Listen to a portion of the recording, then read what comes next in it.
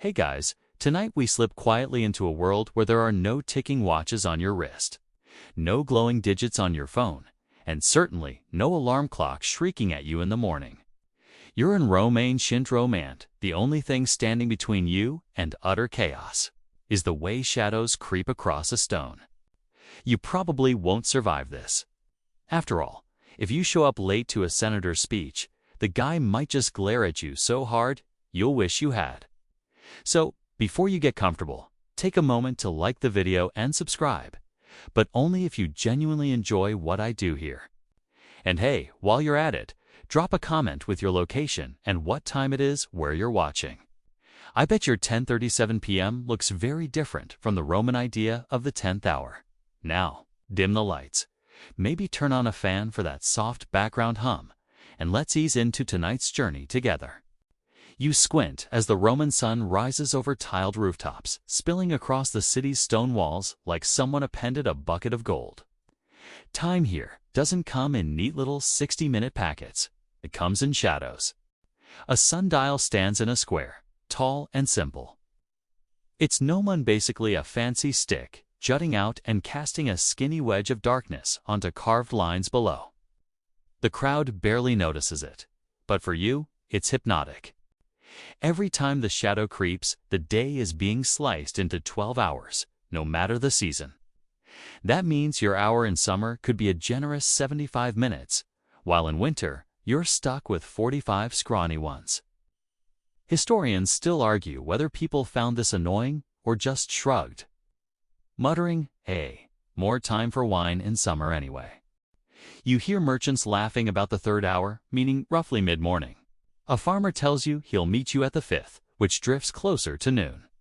It feels fuzzy to your modern brain, no precision. No minute-by-minute scheduling, but for Romans, it was enough. A senator didn't care if you showed up at exactly 9:03 a.m. He cared that you weren't the guy stumbling in after the speech started. The sundial itself isn't perfect either. It's clouds, boom useless, rain. Forget about it. Nighttime, you're on your own. And if the dial wasn't carefully calibrated, shadows hit the wrong lines altogether, leaving you eating lunch at what turned out to be midnight. There's even a story of a sundial set up in the Forum that was borrowed from Sicily but never adjusted for Roman latitude. For years, it told the wrong time and everyone just kind of went along with it. That's peak Roman energy right there. Good enough. Still, sundials had a kind of sacred authority. Imagine the scene. Kids playing knucklebones, bakers pulling bread from ovens, senators puffing themselves up and above them all. That little wedge of shadow sliding across stone, silently dictating everyone's rhythm. You realize Romans were comfortable with a looser dance of time, like a jazz tune rather than a strict marching beat. And oh, here's your quirky tidbit. Some wealthy Romans got so obsessed with sundials that they installed mini versions in their villas, like status symbols. Picture a tour neighbor brags about his indoor fountain. You point smugly to your personal sundial collection. Sure, it's useless when the sun sets, but hey, it looks classy next to your mosaic of Dionysus. As the morning unfolds, you wander past craftsmen. A blacksmith glances at the dial before heating his forge, knowing he has until the 6th hour to finish a commission. Children learn to tell time this way too, watching the shadow's journey as naturally as you'd glance at a wall clock. For them, shadow time is less about seconds and more about belonging, about syncing with the pulse of the city. The sundial's power also shapes Roman law. Court hearings often began and ended at specific hours, the length of testimony, sometimes rationed out by the shadow's crawl. Imagine your lawyer pleading with the judge, "I just need one more finger width of shadow to make my point." If you're unlucky, the sun shifts, and case closed. You'd better hope your advocate was quick with his words. And then there's the Emperor Augustus. He loved sundials so much he commissioned one of the largest ever, using a towering Egyptian obelisk as the gnomon. This beast of a dial stretched across the Campus Martis, its shadow sweeping over a vast plaza. In theory, It tied cosmic power, the movement of the sun, to imperial rule. In practice, the math didn't quite line up. The shadow drifted wrong, the measurements went off, and Rome's most epic sundial ended up as kind of a very expensive decorative mistake. Honestly, it's comforting to know even emperors had DIY projects that flopped. You stand near one of the more modest city dials. Its lines are worn, its stone chipped, yet people still gather, checking it as casually as you'd glance at your phone lock screen. The sundial has no glow, no buzz, no nagging reminders, just a quiet whisper from the cosmos that another hour is slipping away. And somehow, that whisper feels weightier. Still, shadows aren't the only game in town. You start to sense a rhythm in the crowd, a tug toward other tools for slicing up the day, because shadows vanish at night. And Romans, they didn't exactly pack up and hibernate when the sun set. They still needed to know whose turn it was to keep watch at the city gates, when to close shop, when to start that midnight feast. Sundials couldn't answer those questions, but another invention, one powered not by light but by water, was waiting just around the corner. The sound comes, first drip, drip, drip. You lean closer and see water trickling through a narrow spout into a bronze basin below. The Romans called this a clepsydra, literally a water thief. That's the joke here. You're not losing track of time. Time is being stolen away, one drop at a time. And the longer you stand watching, the more hypnotic it feels, like staring at the world's most patient hourglass. Here's the big historical fact. The Romans didn't invent water clocks, but they definitely made them their own. The Greeks had them earlier, and the Egyptians had even older versions. But Rome adapted the design for all sorts of settings. In court, for example, advocates were allotted speaking time based on how long it took water to drain. You can almost picture the judge tapping his foot, the defendant's lawyer sweating as the last few drops sputter out, knowing that silence is literally enforced by physics. Historians still argue whether jurors listened more closely to the arguments or to the gurgle of water running out. You bend over one of these court clocks and notice the scratches inside, tiny notches marking intervals. They let officials divide speeches into chunks. Prosecutor gets one filling, defense another, counter-arguments maybe half a jug more. It sounds clinical, but remember, this wasn't about fairness the way you think of it now. It was about order, rhythm, and not letting one chatterbox eat the whole afternoon. But water clocks weren't limited to law. Soldiers used them too, especially at night. Imagine you're on guard duty in some wind-swept outpost in Britannia.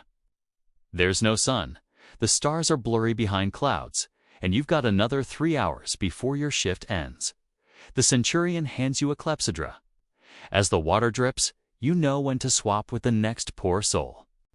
Sure, it's not perfect. The water flows faster in heat and slower in cold, but it was better than guessing by how numb your toes felt. The quirky tidbit. Some wealthy Romans actually kept decorative clepsydrae at home, not because they needed them, but because they looked exotic. Imagine being invited to dinner, then proudly shown a polished bronze vessel with water burbling inside. Yes, this is my imported Greek clepsydra, only slightly leaky. Please admire it while I serve dormice stuffed with honey. You'd nod politely and pretend. You weren't calculating how many drips until dessert.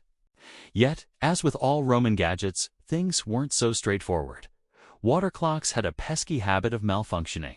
Too much sediment in the water. Flow slows down. Hole drilled too big. Hours vanish faster than your paycheck on payday. And when the aqueducts faltered, so did the accuracy of these delicate little machines.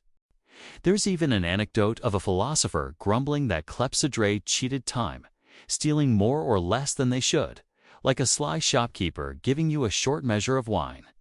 And here's something fun. Water clocks sometimes doubled as alarm systems.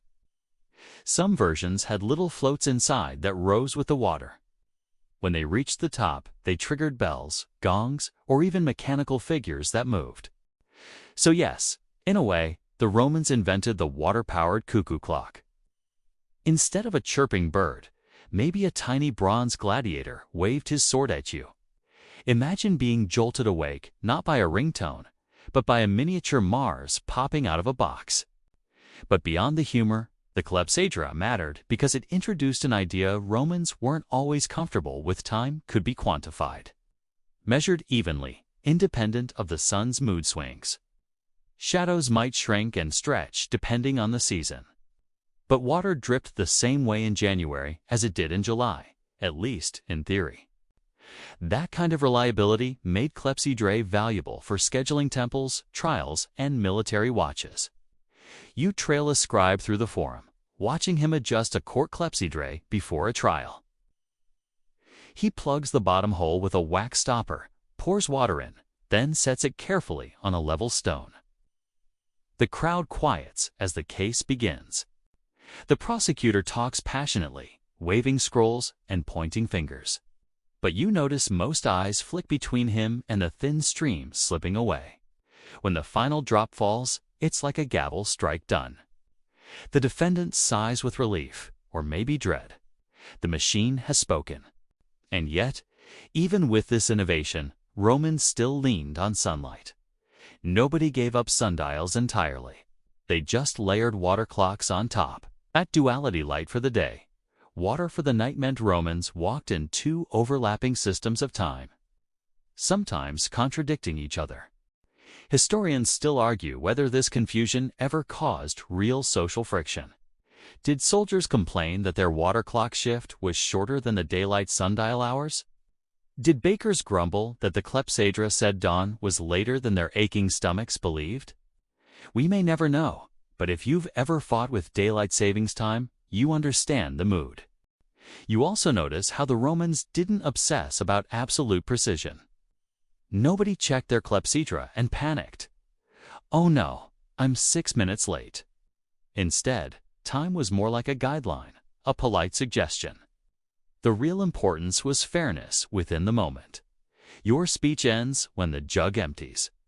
Your watch ends when the drops stop, and your chores end when the next shadow stretches across the courtyard. And here's your third joke for the night. You realize that if Romans had smartphones, their water clocks would definitely need firmware updates. Version 2.1 fixed the issue where jug drains twice as fast in August. They'd probably still leave 1-star reviews anyway. Worked great until it flooded my atrium. You're lulled by the rhythm of dripping water, the hush of voices, the clink of amphorae nearby.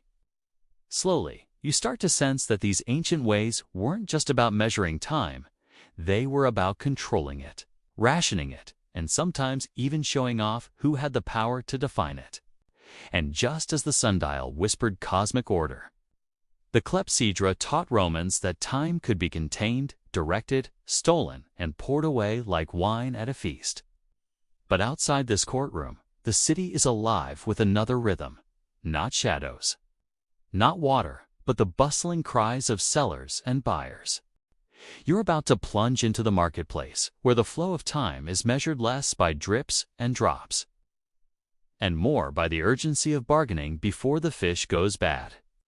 The marketplace hits you before you even see it. The clatter of carts on paving stones, the shouts of vendors hawking olives and figs, the metallic whine of scales tipping back and forth. You squeeze into the crowd, and suddenly you're in the thick of Itram's pulse, where time itself is measured not by shadows or dripping water, but by how long it takes a fish to start smelling suspicious. You pause at a stall, piled high with fresh mackerel, scales shimmering in the sun. The vendor hollers, "Buy now. It won't last past the 4th hour." You glance at the sundial in the square, its shadow stretching just past the 3rd. Translation: you've got maybe an hour before this seafood turns into a biohazard. And that's the key here. In the marketplace, time is tangible, almost edible. The big historical fact: Romans scheduled much of their shopping in the morning, because the day's heat spoiled food fast. The hours mattered less as exact markers and more as caesorly hours meant fresher produce. Later ones meant discounts or rotten leftovers. Bakers, butchers, fruit sellers, and wine merchants all synchronized their pitches to these hours, giving the marketplace its rhythm. You drift past a baker pulling steaming loaves from a clay oven. He yells, "Hot bread at the 3rd hour. Come back at the 7th if you want crumbs." He's not wrong. In a world without preservatives, food was time-sensitive in the most literal way. Each item was stamped not with an expiration date, but with a spoken promise. Good until the shadow moves. And here's your quirky tidbit. Some vendors actually cheated by hiding stale goods in the shade, claiming they were fresh that very hour. Customers got wise, of course, sniffing fruit suspiciously or prodding fish with fingers. Think of it as the ancient version of checking the best by label and realizing the milk expired 3 days ago. Except instead of frowning at a carton, you're glaring at a smug guy in a tunic. You wander deeper and find a cloth seller, bolts of dyed fabric hanging like banners. He doesn't advertise by hour, but by festival season. Perfect for the Saturnalia crowd. Don't wait until the calends. For him, time isn't a dripping jug or a shadow on a dialet, a countdown to the next big party. You realize that in Rome, marketplaces stitched daily time together with seasonal time, a patchwork of immediacy and anticipation. Now, the open debate. Historians still argue whether Romans had a real sense of punctuality. Did someone actually show up at the marketplace precisely at the 4th hour? Or was that just shorthand for mid-morning-ish? Some scholars think Romans were fairly casual, more concerned with being present during the right block of the day than stressing over exact moments. Others suggest that in a city as crowded and chaotic as Rome, sharper timing was crucial, at least for trade. Either way, you can't shake the suspicion that Romans were better at living with a little fuzziness than we are. You brush past a group of children trailing after their mother. She scolds them. If you don't hurry, the 6th hour will come and there will be nothing left. The kids giggle, racing toward a fruit stall. You catch yourself smiling. This feels oddly modern. Parents nagging kids with time-based consequences, that's universal. Amid the chaos, another sound cuts through. The water seller's cry. He rattles his cups, calling cool water, 4th hour special. His voice is sharp, urgent. In the heat of midday, water was more than refreshment. It was a kind of clock itself. When you bought it, told everyone whether you were rushing from errands, escaping the forum, or just trying to beat the noon blaze. And here comes your joke. Imagine Romans with smartphones in this market. The fishmonger wouldn't shout by before the 4th hour. He'd send you push notifications. Fresh catch. Sale ends in 37 minutes. You'd still ignore it until the fish turned into sushi-grade regret. You pause to watch a group of slaves carrying amphorae of wine. Their master barks at them to hurry. He wants to finish before the 7th hour heat. It dawns on you that time in the market wasn't just for buying and selling. It was about labor, pace, and survival. Work too late, and you're toiling under the merciless sun. Work too slow, and your goods lose value before they're even sold. But there's more. Markets also tied into Rome's festivals and religious calendar. Certain days were marked as lucky or unlucky for trade, others as sacred to specific gods. Vendors knew these rhythms intimately, adjusting their stock or closing entirely. Imagine being told you can't shop today because Jupiter said so. In a sense, divine timing overruled human schedules. As you edge toward a fruit stall, the vendor presses a fig into your hand. Best at the 5th hour, he insists. You take a bite. It's ripe, sticky, perfect. But as the sun climbs, you notice the rest of his figs start sagging, their skins splitting. You realize that Roman markets operated in fast forward. Every shadow shift meant change.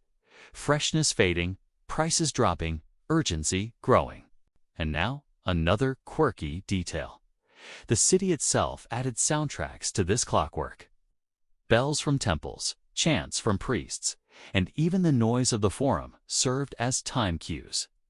A sudden hush meant a speech was starting. Loud cheers marked its end. Without even looking at the sun or a dial, You could tell the day's progress just by listening. You watch a senator stroll through the crowd, his toga carefully arranged, pretending not to notice the vendors shouting at him. He doesn't need to bargain by the hour. Slaves handle that for him. For him, time is status. He can afford to ignore it while everyone else is ruled by it. You realize that in Rome, as today, wealth buys freedom from the clock. Still, even with all this bustle, Romans rarely seemed panicked about running late. They didn't rush with your modern anxiety. Instead, they moved with the flow, shadows, drips, smells, sounds. Time was less a tyrant and more a companion, nudging them along. And finally, the joke to close. You glance back at the fishmonger. His wares now smell questionable. He waves at you desperately. Half price, still good. You shake your head, thinking, buddy, no discount can fix the ninth-hour stench. Some things, no matter the century, just can't be resold. You weave out of the marketplace, the sun beating down and your ears ringing with cries of urgency. Ahead, the clang of armor catches your attention. A line of soldiers marches past, sandals pounding in unison. Their sense of time is different again, not shadows, not drips, not spoiled figs, but the strict rhythm of duty. And whether they like it or not, their hours are carved by discipline, not choice. Sandals slap stone in a rhythm you can't ignore. The legion is on the move, and you fall into step at the edge of their column. Shields glint in the morning sun, javelins bounce against calloused shoulders, and the air is thick with the smell of sweat and oiled leather. You might think soldiers only measured time by battles and campaigns, but here, in the grind of daily life, their days and nights are cut into strict slices, watches, shifts, and rotations. A centurion barks an order, and the column halts. The men know what this means. Another change of the vigili, the watches of the night and day. The big historical fact here. Romans divided the night into 4 watches, each lasting about 3 modern hours. Those hours stretched and shrank depending on the season. The first watch began at dusk, the last ended at dawn. During the day, soldiers marked time by trumpet calls, drills, and meal times, all regulated by these same divisions. You might call it military precision, though by Roman standards, it was more like controlled chaos. You stand near the camp as the torches are lit. A soldier hands over a water clock to the night guard. Yes, the klepstra again. Here in the camp, its slow drip sets the pace of the watch. When the water reaches the bottom, it's time to blow the horn and change shifts. The system is clunky. Sure, the cold might slow the water, and the wind could snuff out the torches, but it gave soldiers a structure, something to grip onto in the vast uncertainty of night. Historians still argue whether this method was universally reliable or just symbolic, a way to pretend they had control over time when nature clearly called the shots. Quirky tidbit for you. Some soldiers supposedly cheated the clepsydra by tilting it slightly, making their watch end faster. Imagine being caught. Your commander storms over, notices the jug draining twice as quickly, and suddenly your punishment involves more hours of guard duty than you ever wanted. It's the ancient version of changing your computer clock to finish an online exam early. Spoiler, it doesn't work out. The camp at night hums with discipline. Each watch has its duties: checking palisades, tending fires, listening for enemy movement. You trail one young recruit trudging along the rampart, counting his steps, mumbling about the shadow of the moon. Time feels heavier here, almost weaponized. Each moment you stay alert means survival. Each moment you slip could mean disaster. During the day, though, it's a different rhythm. Trumpets mark the morning assembly. Soldiers train until the midday meal, then again until evening. The 6th hour means food. The 9th hour means the end of training. If you've ever groaned at a modern fitness boot camp, multiply that by 10 and add a spear. Their whole schedule was a clock made, not of gears, but of orders shouted until hoarse. And here's your first joke for the barracks. The Roman army basically invented the original gym membership you couldn't cancel. Drill after drill. Always just one more lap around the camp. You could try complaining. But unlike today's trainer, this guy has the authority to make you dig a ditch the size of a swimming pool. For discipline, you settle by the campfire, and another layer of Roman timekeeping reveals itself. The tesserae, little wooden tablets marked with the watchword of the night. Each new guard carried it during their shift. Passing it back at the right hour proved you were where you should be. Forget it, and you risk being mistaken for an enemy infiltrator. Time here isn't just about order, it's about trust and survival. But soldiers also learned to read natural timekeepers. Stars, moon phases, even the temperature of the night air. You watch one veteran trace Orion across the sky, muttering, "Third watch nearly done." To him, the heavens are a living clock, steadier than any dripping jug. It's poetic. Reland empire built on steel and blood still had to lean on the stars like shepherds and sailors. Of course, soldiers griped. Quirky detail.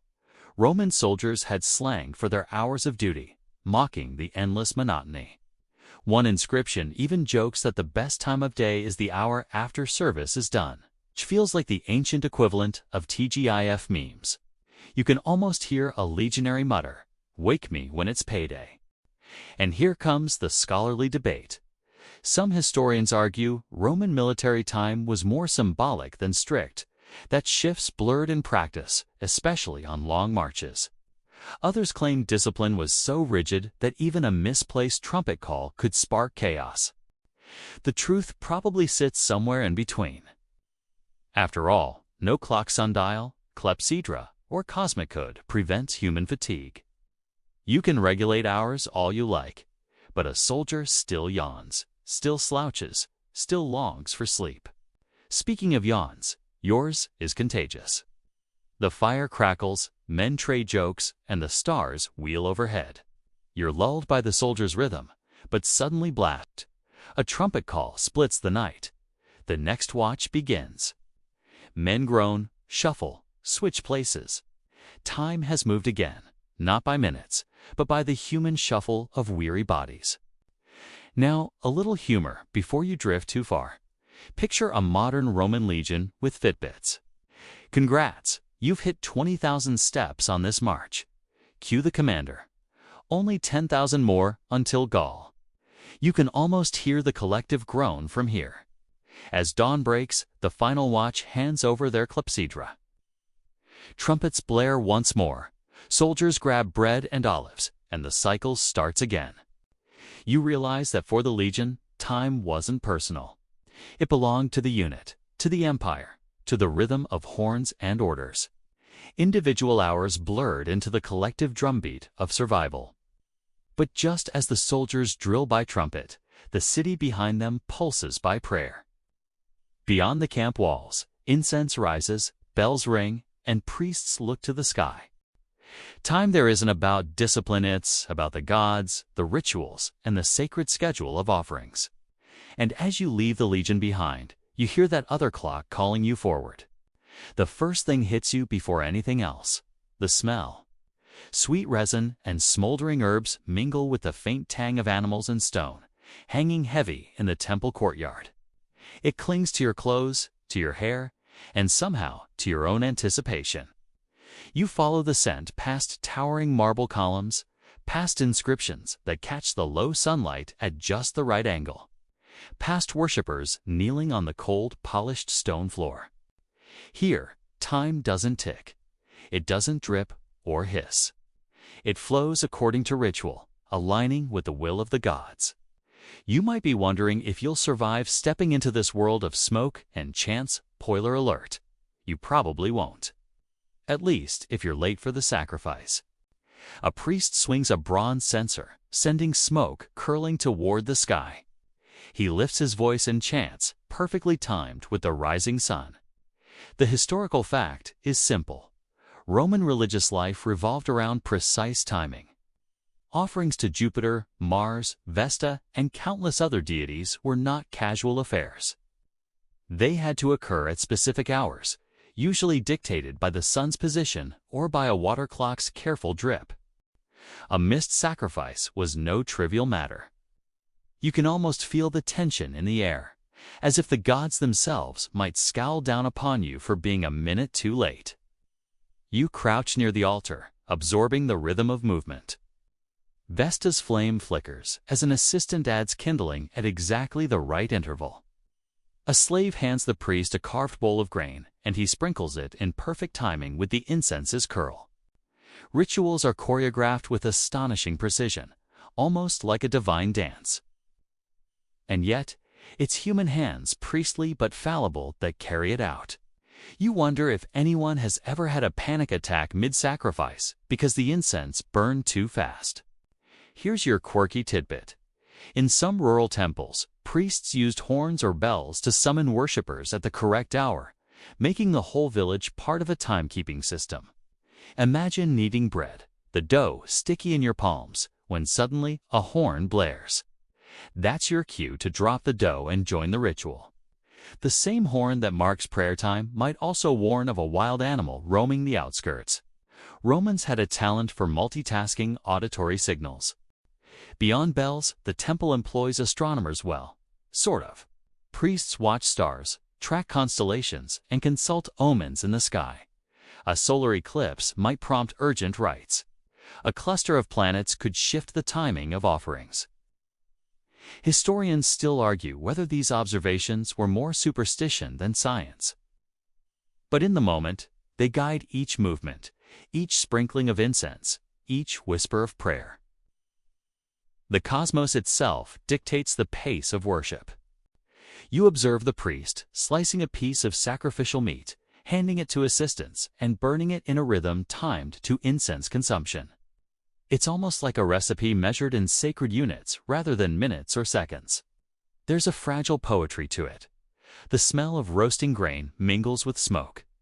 The heat of the altar warms your face, and the chanting creates a heartbeat for the city itself. And now, a joke. Imagine priests equipped with digital watches. Sacrifice scheduled for exactly 3:47 p.m. Beep, beep, beep. Offending Jupiter by 30 seconds. Disaster? Obviously. You'd probably hide behind a column. The worshippers themselves follow the rhythm less with concern for precise hours than with muscle memory. Generations of ritual repetition have trained their bodies. A matron presses her forehead against the altar as if sensing the incense's invisible hands. A child mimics her gestures, fascinated by the smoke curling like lazy serpents. Rituals teach more than devotion. They teach timing by osmosis. Some temples had disagreements over exact hours. Fringe evidence suggests that different priests sometimes argued whether sunrise or first light was the correct moment to begin. If a ritual was suspected of starting late, it had to be repeated, a sort of divine redo that could feel like an eternal loop. Here's another joke. Imagine hitting undo on a prayer. You'd think the gods would sigh and roll their celestial eyes. As the ceremony continues, you notice the immense layering of Roman time. You can almost see threads connecting private and public life. Household chores interrupted for offerings. Farmers pausing work when temple horns signal a local rite. Merchants stepping aside while priests move ceremonial wagons across the forum. Timing isn't just local, it's integrated into the city's heartbeat. Quirky fact number 2. Some temples kept water clocks, clepsydra, to ensure longer rituals stayed precise. The priests could measure time more reliably than with shadows alone, though of course, even these had quirks. Temperature, evaporation, or small leaks could make hours longer or shorter. You watch as a young assistant anxiously checks the water level, knowing that the success of the ritual partially depends on a float bobbing correctly. Historians still argue about the accuracy of these temple timekeepers. Were they tools for meticulous control or symbolic gestures representing human attempts to align with divine order? Evidence is murky, yet the devotion with which priests managed every detail suggests a belief in their necessity. You feel yourself swept into the tension. imagining that a single misstep might ripple outward, offering too early, too late, or even too fervently and change someone's fortune. The day proceeds, and ritual after ritual marks the hours. Each is punctuated by incense, fire, bells, and the careful placement of offerings. You notice how timing blends with sensory cues. The smell of roasting grain, the murmur of worshippers, the heat radiating from the altar. Time becomes tangible, visible, and almost touchable, not a concept on a tablet or sundial. Another joke: imagine modern priests relying on iPhones. Time for Jupiter. Wait, my battery's at 3%. Abort ritual. You'd probably laugh or consider the apocalypse. The crowd eventually disperses, stepping carefully down stone steps, whispering thanks to unseen powers. You trail them out into the streets and notice the shift in perception. Soldiers cut time in strict watches, merchants slice it into hours of trade.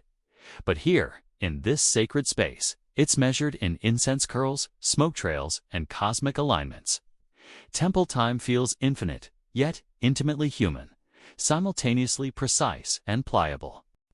One last quirky observation before leaving. Some priests would read the crowd to see if timing was right. A restless worshipper might indicate that the ritual had run long. A faint smile or cough might adjust the pace of chanting. Timekeeping, in a way, became collaborative. Finally, as you exit into the sunlight, the city hums around you. Bells chatter and distant hammering mingle with the fading scent of incense. You realize the full picture. Multiple times coexist divine, civic, domestic, agricultural land. The temple acts as the gravitational center, without a single sundial or water clock. Romans orchestrate life itself through observation, ritual, and human coordination. You might never survive this immersive system without patience. But standing there, you can't help but marvel at the elegance hidden in its apparent chaos. You leave the temple and step into the winding, bustling alleys of a Roman neighborhood. The contrast is immediate. Gone are the hushed chants, incense clouds, and ceremonial rhythms. Here, life smells of freshly baked bread, damp stone, and a faint hint of animals from the nearby pens. Children's laughter bounces off walls, slaves trudge under baskets, and you hear the clatter of wagon wheels on cobbles. Time here is practical, tactile, and intimately tied to daily life. It isn't abstract or cosmic, it is measured in tasks, patterns, and the subtle cues of the environment. You shadow a Roman matron for a morning, and it's a masterclass in temporal intuition. She carries a laundry basket, balancing it against her hip, while a maid fidgets nervously and children tug at her tunic. She doesn't glance at a sundial or consult a water clock. Instead, she knows that bread must be checked, clothes folded, and errands completed before the sun rises too high. The first signal. Warmth. Bread arrives from the bakery, still hot. If it's cooled, she knows she's running behind schedule. You watch, fascinated, as she times her actions by the smell of baking, the chatter of neighbors, and even the angle of shadows on her courtyard floor. The mainstream historical fact is that most Roman households measured time by daily routines rather than gadgets. The day's segments, morning, midday, evening, were tied to chores, meals, and the sun's position. Private households often relied on repeating rhythms of life: baking, fetching water, spinning wool, feeding animals. Hours were experienced rather than counted, and this was normal. In a way, it's a system more sophisticated than you might think. Demands acute observation and attentiveness. Here's a quirky tidbit. Many Romans used urine for laundry, relying on ammonia to clean clothes. Imagine standing in the courtyard, the air thick with acrid temps, timing laundry by the gossip floating across the street. 3 neighborhood conversations later, you know it's time to rinse. It's not exactly what you'd call romantic, but it worked. You trail the matron as she sends a slave to fetch water from a fountain. She gauges the hour by crowd density. If the fountain is bustling, it's late morning. Empty, dawn still lingers.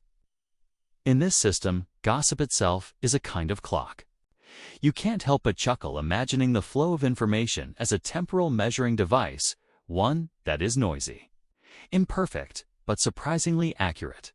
Meanwhile, wool spinning continues quietly in the atrium. Skeins accumulate in baskets, and the matron counts them as a measure of progress through the day. Household time overlaps with labor time.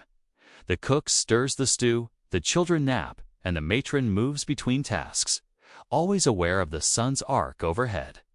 Unlike a modern schedule, it's fluid.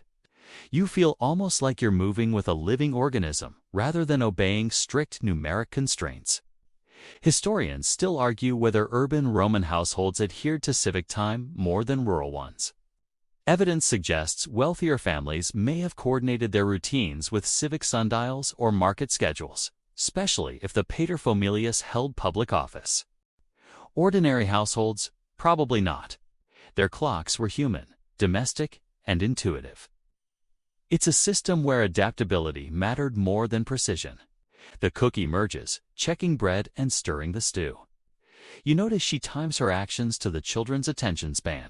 The children grow restless, the meal must be ready. Time, here, is relational. You wonder how often the same principle applies today. Adults juggling work, chores, and kids, sensing the rhythm without looking at a clock. And here's your first joke. Imagine dropping a digital timer in this Roman household. You have 3 minutes, 27 seconds to finish spinning the wool. The cook would laugh or throw the gadget into the fire. Timing isn't mechanical, it's human. Beyond household chores, time is tied to weather. Clouds obscure the sun, shadows vanish. A cloudy morning can scramble the household's hours. Neighbors may argue, is it still morning or nearly noon? You realize that flexibility isn't optional, it's essential. Even slight deviations are absorbed by the rhythms of work, gossip, and cooking. Meals are the anchor points of household time. Yentaculum, the small breakfast, signals the start of chores. Prandium, a midday snack, marks a pause. Cena, the evening meal, structures family life. Each meal is a living chronometer. Forget sundials or clepsydra, the smell of bread, the sound of children calling, and the fading light tell everyone when to eat. It's tactile, social, and completely human. The matron checks on her household slaves. Each has internalized their own schedules. The cook stirs at the right moment. The maid fetches water in sequence, and the messenger boy times errands according to the shadow of a column. These private clocks overlap, creating a layered temporal ecosystem where everyone's sense of time influences the others. Quirky tidbit number 2. Some Romans measured time by the behavior of animals. A dog barking at sunrise, the restlessness of chickens, or the grazing patterns of livestock, all provided temporal cues. Imagine living in a world where sheep and roosters are as important as a clock face.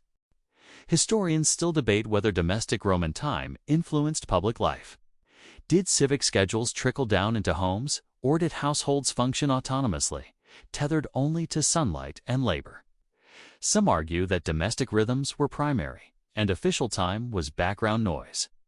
Either way, you notice a profound lesson. Life can flow with elasticity and still function. The day moves into the evening. Lamps are lit as the sun dips, shadows lengthen, and the household prepares for cena. The matron pauses for a moment, looking at her children, then at the servants. You sense a temporal pause not imposed by any clock but by human attention, ritual, and anticipation. The rhythm of the home dictates the schedule. And here's your second joke.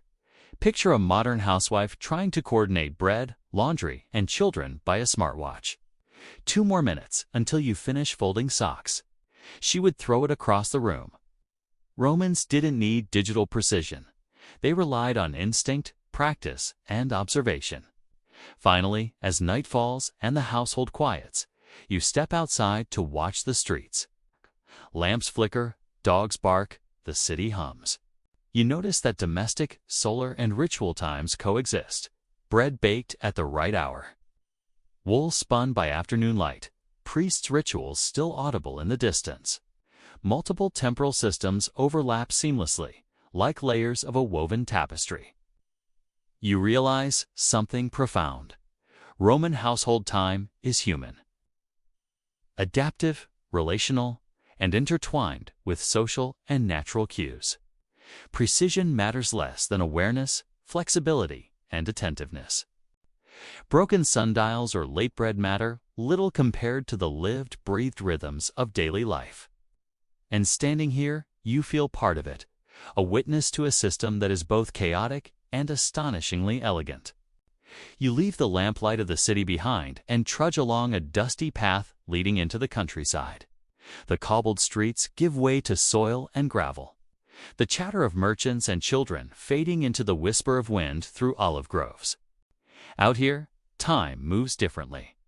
No towering sundials, no water clocks dripping in the forum, just the slow, deliberate pulse of the natural world. Farmers, shepherds, and householders rely on the sky, the land, and subtle cues from animals to measure the day. You start to notice it, too. How a crowing rooster can signal dawn. How shadows stretch in the morning light. How the wind through grape leaves seems to mark the hours. You pass a vineyard where workers prune vines and check ripening grapes.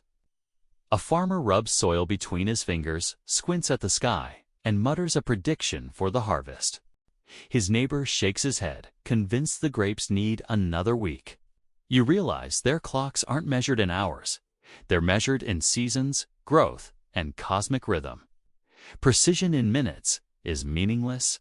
What matters is survival and alignment with nature's cycles. The mainstream historical fact here is that Roman farmers often followed a lunisolar calendar. Months were tied to the phases of the moon, while planting and harvest were guided by the solar seasons. Artifacts like the Kalini calendar show that ancient farmers tracked agricultural work with remarkable attention to detail, listing optimal months for sowing, pruning, and harvesting. It's a system that blends astronomy, observation, and local knowledge into a living timetable. You crouch near a peasant, scattering seeds into the earth. He murmurs a blessing as the grains fall. Planting is both practical and sacred. Offerings to Ceres, goddess of agriculture, tie human labor to divine favor. Festivals and rituals punctuate the year, embedding time in religion. April's sowing festivals, October's harvest rites, even small daily blessings all function as temporal markers. Without a sundial, the land itself becomes your clock. Here's a quirky tidbit. Some farmers swore by the plumpness of mice to predict harvest success. Fat field mice meant grain would be plentiful. You laugh at the thought, but in a world without market forecasts or weather apps, rodent observation is surprisingly pragmatic. You imagine checking your Fitbit against a mouse's belly and nodding in approval. You watch the laborers rise with the first light. Dawn is the only alarm. Candles and lamps are expensive luxuries. Moonlight too faint for work. Morning chores are dictated by sun, season, and task priority. Wheat is cut before it wilts. Animals are fed before heat drives them to hide. Water drawn before it warms too much in the midday sun. You start to feel the rhythm yourself, sinking to a pace far slower, yet more intricate than any city schedule. Historians still argue whether rural Romans could precisely predict seasonal shifts, or if they relied more on folklore and inherited wisdom. Evidence suggests a combination. Oral traditions, celestial observation, and long experience merged to guide labor. Either way, their system worked. Farmers read the world like an open book. Your first joke. Imagine a modern agronomist seeing the plump mouse method. We have satellite imagery, soil tests. The farmer shrugs. My mouse says yes. Trust the mouse. Beyond vineyards, shepherds tend flocks across rolling hills. They read time through the grazing patterns of sheep and the position of the sun. When sheep bleat in unison, it's time to move. When grass thins, the season has changed. No clepsydra are necessary. Nature is precise enough. Women gather herbs, each with its seasonal rhythm. chamomile in spring, sage in summer, fennel in autumn. They don't consult a sundial. They observe the land. Timing blends work, medicine, and domestic life into a seamless whole. Festivals stitch the year together. Saturnalia, Lupercalia, and harvest rites aren't mere entertainment. They mark time in a public, social, and spiritual sense. You imagine villagers pausing mid-task to honor these cycles, a reminder that time is measured by shared experience as much as by sun or water. Quirky detail number 2. Thunder was sometimes read as a seasonal signal. A storm on a certain day might delay plowing or predict poor grain. Weather itself was a calendar. You think about that next time you complain about a rainy morning. You notice how flexible life here is. A farmer doesn't say, "Meet me at 2." He says, "Meet me after the sun touches the olive tree." When the goats have returned, you sense poetry in this phrasing, a kind of human elasticity absent in urban life. Your second joke. Imagine a farmer setting a Google Calendar event. Sow wheat, 75% chance of rain, 10% chance of fat mice. Modern technology meet ancient pragmatism. Memory becomes a temporal marker. Stories of past harvests, droughts, or locust invasions encode seasonal knowledge.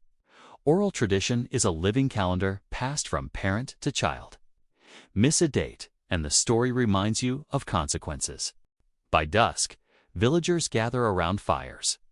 Shadows lengthen, flocks are folded, and songs mark the day's end. Lunar cycles guide night work. Illumination is minimal, and stars act as a cosmic clock. Observing all this, you feel immersed in a system both fragile and resilient, chaotic yet perfectly tuned to survival. Historians still argue how closely rural time aligned with the official Roman calendar. Taxes, festivals, and civic obligations sometimes imposed civic time on farmers. But local observation, intuition, and ritual often dictated daily schedules. Life bends to circumstance, not the emperor. Your third joke. Imagine a farmer explaining daylight savings. Move the wheat 1 hour earlier. Sorry, Jupiter disagrees. The countryside teaches you something profound. Roman time is elastic, relational, and alive. Shadows, moons, mice, and gods all mark moments. Precision isn't absent tides integrated into the rhythms of nature and society. You trudge back toward the city as night falls, stars overhead. Tomorrow, civic life, imperial obelisks, and public ceremonies await. But for now, the pulse of the countryside lingers, soft and steady, whispering a different kind of time, one you can almost feel beneath your feet.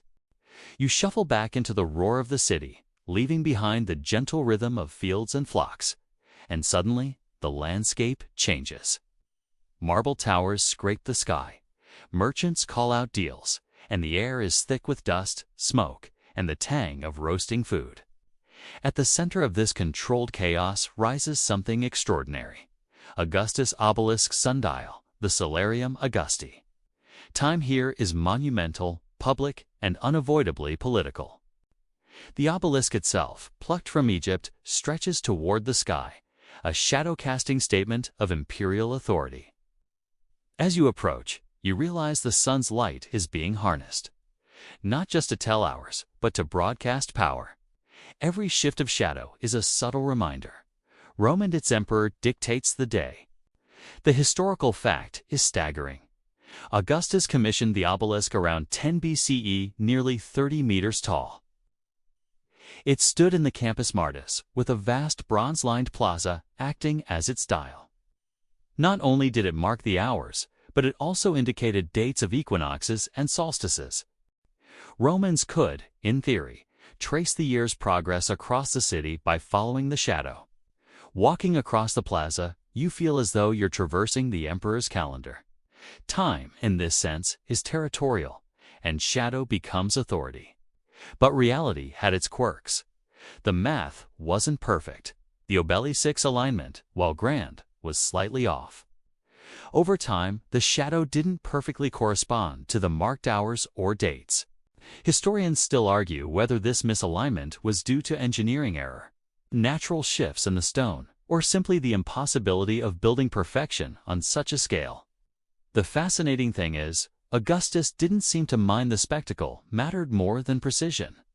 You navigate through crowds of citizens. Senators glance at the shadow before convening meetings. Merchants adjust market schedules according to its sweep. Slaves hurry, aware that the empire's heartbeat pulses through this monument. Time isn't a private measure, it's civic, almost ceremonial, and the scale. Standing at the base, you feel dwarfed, not just physically, but temporally. This is a city where shadow and stone dictate the rhythm of life. Quirky tidbit. Some Romans used the obelisk to mark birthdays or anniversaries of significant events. Citizens could plan festivals or personal ceremonies according to the emperor's shadow. Imagine lining up your dinner party to coincide with Caesar's obelisk's hour hand, a cosmic RSVP. As you wander, your eyes catch a young boy trying to follow the shadow with a stick, attempting his own improvised sundial. It's clumsy and the shadow misleads him. Yet he persists, a reminder that time in Rome was both learned and lived. No one had wristwatches. Everyone had to observe, calculate, and adjust constantly. The integration of imperial time with daily life is striking. Remember that in earlier sections, households and farmers relied on sun, stars, or animal behavior to mark hours. Here, the city itself dictates when public business begins. The obelisk acts as a shared anchor, a unifying temporal reference that transcends social class. Yet its imperfect clouds, shadows, or even construction can render it useless. Romans adapted much as their countryside counterparts did. Historians still debate whether the obelisk was primarily functional or symbolic. Some argue it was meant as a civic sundial, guiding citizens in their daily hours. Others claim it was propaganda, a monument asserting Augustus' dominion over both time and empire. Maybe it was both. As you stand there, watching shadows creep, it's hard not to see the subtle power play. Time as spectacle, order as dominance. Another quirky tidbit. Festival organizers sometimes timed events so the emperor's shadow fell upon a ceremonial statue, adding cosmic legitimacy to human celebration. Picture lining up gladiatorial contests to coincide with a sunbeam hitting a marble lion. It's showmanship on a grand temporal scale. And your first joke. Imagine a Roman social media post obelisk. Shadow now points at my favorite bakery. Emperor approves. Civic time doubles as personal timing, and humor is timeless. The Julian calendar anchors this civic time, introduced decades earlier by Julius Caesar. It corrected the drift of the lunar calendar and created a solar-based year of 365 days, with a leap day every 4 years. Suddenly, the imperial obelisk isn't just local. It's integrated with a system designed to keep the empire in temporal harmony. Festivals, markets, and political sessions could now rely on consistency, even if the shadow misbehaved. Yet life in Rome remained flexible. Street vendors, magistrates, and children didn't stop if the shadow disappeared behind clouds. Imperfection was expected. You watch an argument between two merchants about whether it's the 3rd or 4th hour, and a child shouts, "Who cares? Just sell the fish." The rhythm of life persists, synchronized loosely with civic time but ultimately guided by human needs. Quirky tidbit number 2. Some ambitious Romans attempted mini obelisks on rooftops to catch sunlight and track hours for their homes. They often miscalculated angles, producing shadows that moved backward or leaped unpredictably. It was more decorative than functional, yet it shows a desire to domesticate time itself. You glance at a group of soldiers, their watches measured in torchlit shifts and shouted commands. The obelisk governs civic life, but military time still runs on repetition and observation, not bronze lines. Rome has multiple temporal layers coexisting, each with its own logic. Households, military, markets, temples, and imperial spectacle. You feel the complexity as you walk through it. each shadow telling a story, each movement embedded in multiple systems. Historians still debate how citizens internalize these systems. Did common folk follow civic sundials closely? Or did they treat them as ceremonial markers while relying on intuition and routine for practical life? Evidence points to a mixture.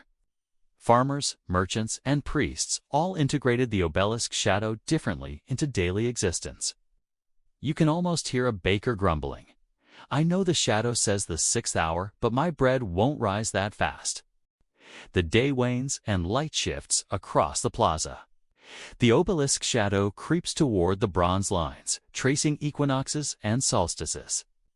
You pause, mesmerized by the slow, inevitable progression.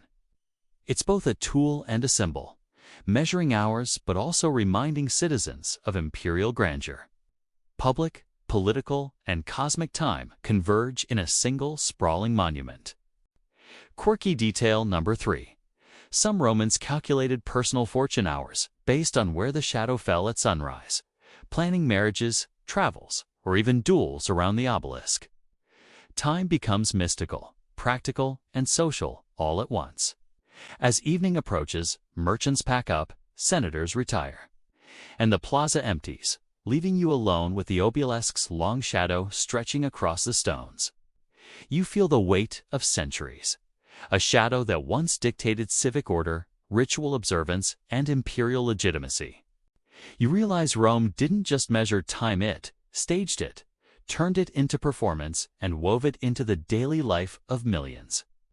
You step back, letting the monument dominate your perspective. Clouds drift across the sky, altering the shadow, reminding you of the limits of human control. Imperfection persists, yet order prevails. Civic life continues. Families eat dinner, priests finish rituals, and the city ticks along. Imperfectly, but reliably, synchronized through observation, adaptation, and spectacle. And as you walk away, the obelisk remains, a reminder that time in Rome was never simple. It was monumental, political, observational, flexible, and deeply human. The firelight of torches flickers across the marble streets as you move away from the grand obelisk, leaving its long shadow behind. The city at night is quieter now, though never completely still. You notice the faint murmur of distant baths, the occasional clatter of a shuttered shop, and the rhythmic pounding of a soldier's patrol along the walls. Here, time is no longer dictated by the monumental or the imperial lights, practical, personal, and sometimes chaotic.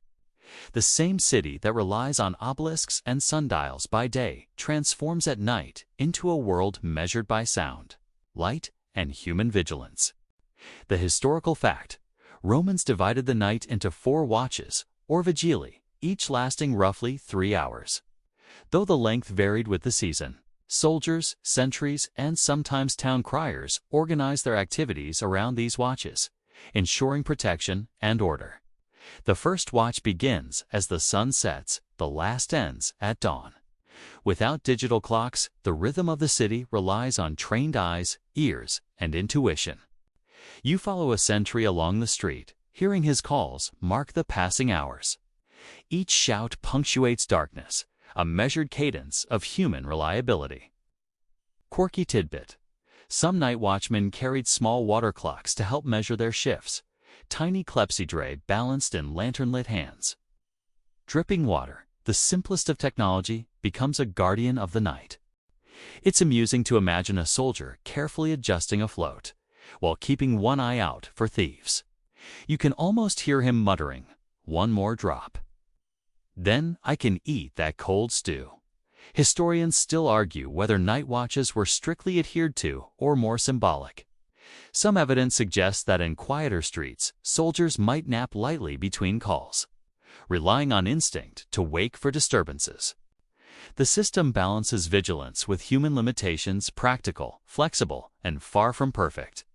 You turn into an alley where a small brazier burns. Smoke curls into the night, illuminating faces of passersby. A baker finishing dough, a water carrier heading home, a young boy practicing tricks with a hoop. Time here is relational, measured less by hours and more by tasks, needs, and social cues. The baker knows when to pull loaves because the oven retains heat. The water carrier gauges how long it takes to make the rounds. The boy tests shadows to guess the hour. Another quirky observation: lamp oil often ran low, causing uneven illumination and forcing residents to improvise. Some placed reflective bronze bowls near lamps to extend their glow. Others simply worked by memory and ambient moonlight. Imagine trying to do homework by such dim LED. Flickering lightude probably give up and tell your teacher, "Mercury distracted me." In larger households, servants coordinate night routines like clockwork: sweeping, feeding animals, checking security. These actions follow a sequence akin to a natural timer. You notice that some masters of the house even used small, indoor sundials near open windows to double-check the passage of time, though at night they rely on auditory cues.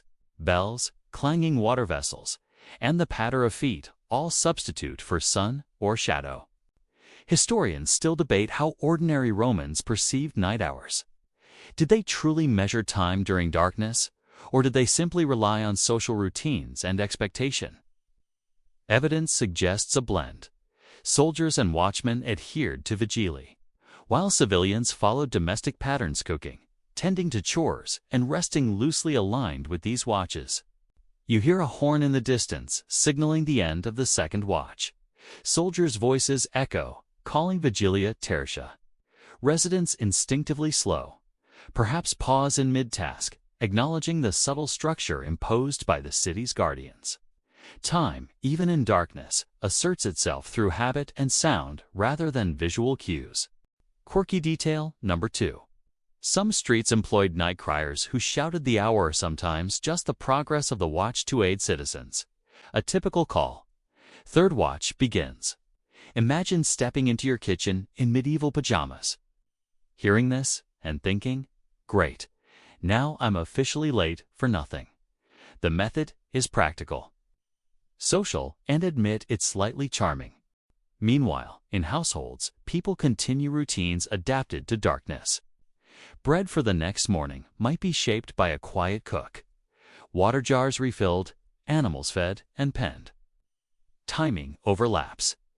Domestic clocks, social signals, and natural cues interact seamlessly. Shadows aren't reliable. Firelight and echoes guide life. You sense that Romans, like you, learn to read the environment as much as any instrument. And here's a joke. Imagine someone trying to set an alarm in ancient Rome. "I'll just ring the bell at exactly 2:37 a.m. unless a fox scares the dog or the wind blows out the lamp." Oh well, imperfection is built into the system and everyone rolls with it. Even in the Forum, night activities continue on a smaller scale. Some markets operate by lanterns for late trades. Some craftsmen labor under small torches. Time is measured not in hours, but in observable tasks. The dough rises, the iron cools, the clay dries. Progress itself becomes the clock. Quirky tidbit number 3. Sometimes children or apprentices would use candle ends to mark time. As the candle burned down, they gauged hours by wax, dripped, or length consumed. Simple, low-tech, slightly sticky, yet effective. You picture a young apprentice watching a candle intently, thinking, "One more inch, and I can go play outside." Historians still argue whether urban night schedules were as structured as Roman manuals suggest. Did soldiers strictly follow watches? Did civilians pay attention? Evidence hints that adherence was uneven, yet the system functioned. Flexibility and observation compensated for lack of technology. As the night deepens, you realize the city operates on multiple temporal layers simultaneously. Civic time enforced by watchmen. Household schedules, labor cycles, and natural cues all intertwine. A soldier's call may mark an hour. A baker may ignore it. A child measures it with candle wax. Life proceeds in a coordinated chaos, perfectly functional despite because of its variability. You follow a patrolling soldier up to a tower. The torchlight flickers over walls, streets, and rooftops. Each shout, each step, each dripping water clock is part of a living system. You feel a rare sense of intimacy with history, sensing how humans once coordinated life without gadgets. The rhythm of work, guard duty, and domestic chores overlaps into a collective heartbeat. Finally, as dawn hints at the horizon, you watch the city transition again. Night ends not with a buzzer, but with a sequence of natural and human signals. Birds, laborers, and guards all mark the slow approach of light. You understand the elegance of Roman night-keeping. It's not perfect, but it's alive, relational, and profoundly human. The city breathes, sleeps, and wakes according to observation, ritual, and adaptation, showing you how civilization thrives even without precise clocks.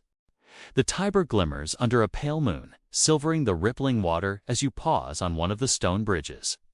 It's late toward early and the city seems to exhale around you. A living organism with countless rhythms layered atop one another.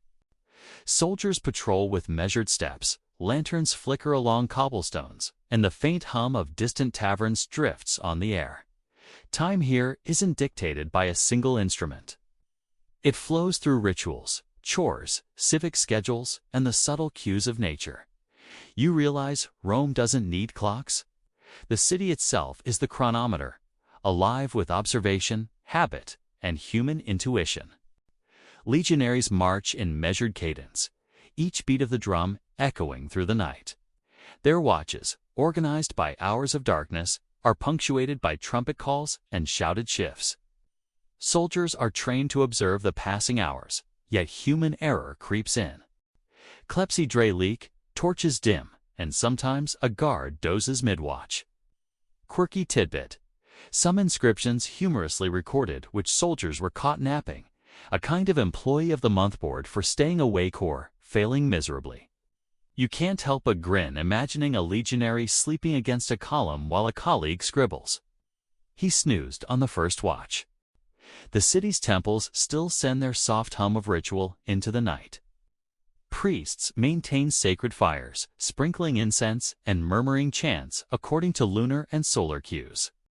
Offerings and rites punctuate days, months, and festivals, structuring civic life without mechanical hours. Historians still argue whether temple time was primarily symbolic or genuinely practical. But you can feel its pulse guiding life around you. You wander past the forum, noticing how private and public time coexist. Bakers finish bread, merchants close shops, and domestic chores continue in dimly lit atriums. Household time is relational. Meals, water collection, and spinning wool are timed by natural cues and social rhythms rather than sundials. Flexibility dominates precision. A cook checks bread by aroma. A matron times chores by shadows cast through the atrium. A child observes the moon's tilt for a makeshift bedtime.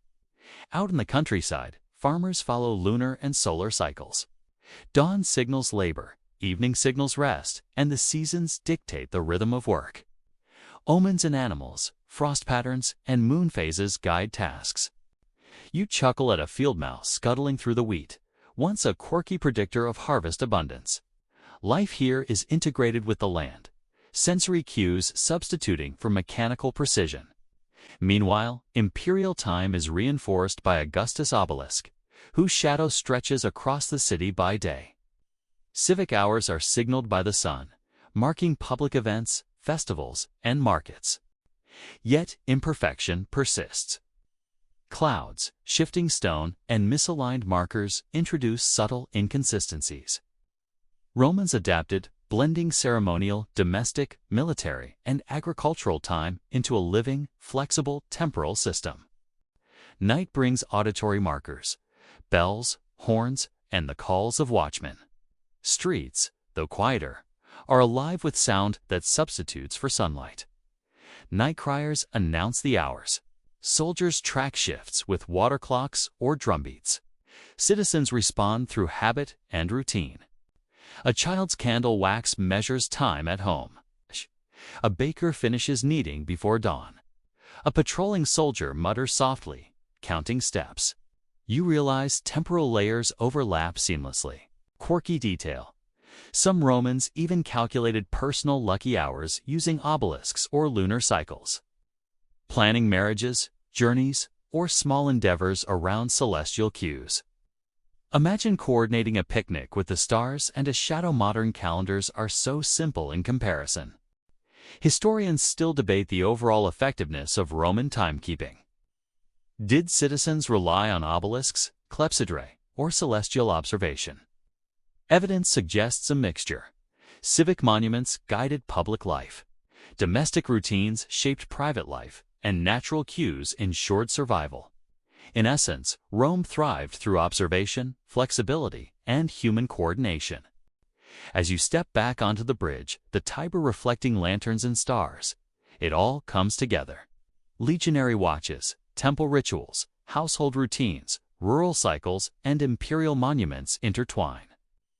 Life moves in layers, sometimes chaotic, often imperfect, yet resilient and elegant. Rome measures itself not by precision alone, but by adaptation, awareness, and shared rhythm. You inhale the night air, thick with distant smoke. The soft murmur of the river and the subtle scent of bread cooling in the city's ovens.